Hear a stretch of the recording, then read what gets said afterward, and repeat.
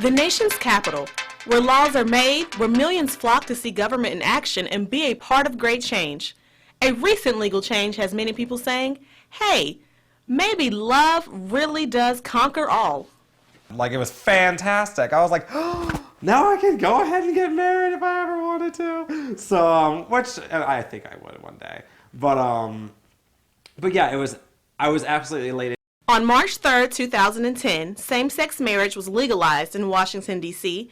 There are only 5 other states that allow same-sex couples to marry: Massachusetts, Connecticut, Iowa, Vermont, and New Hampshire. D.C. is now part of this very small group. The gay community was really excited about it. You know, first day was like 150-something couples decided they want to get married. I mean, it's definitely a step in the right direction. I hope the rest of the country, follow suit sooner rather than later. Moving to D.C. from North Carolina, heart of the Bible Belt, has been a step in the right direction for Jerry and his personal freedom. Being able to be as open as I would like was the biggest challenge, because being gay is not a big deal to me at all, so I never really understood why it was a big deal to other people. Down south, Jerry and many others may have been told that gay relationships go against God. Whatever motives they may have, will see the error of their ways and turn to you in repentance. But the Church of the Pilgrims here in D.C. has a different outlook.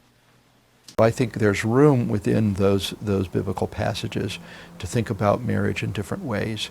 And I think, the idea of marriage being primarily about love, support, mutuality, affection, caring for one another, commitment, all of those can be true for same-sex couples in the same way that they can be true for heterosexual couples. Society and the law saying that I'm no less than any heterosexual person living in America or, D.C. at this point, means a lot for me and my community. So.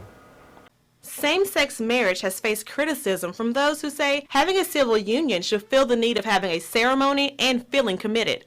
Like, the civil unions thing is not the same thing, because it's not marriage. You're saying this group of people can do something and this one cannot. That's discrimination. It's not right. It's just not right. I've been planning my wedding since I was 5 years old. I know who my bridesmaids are going to be. I know who my groomsmen are going to be.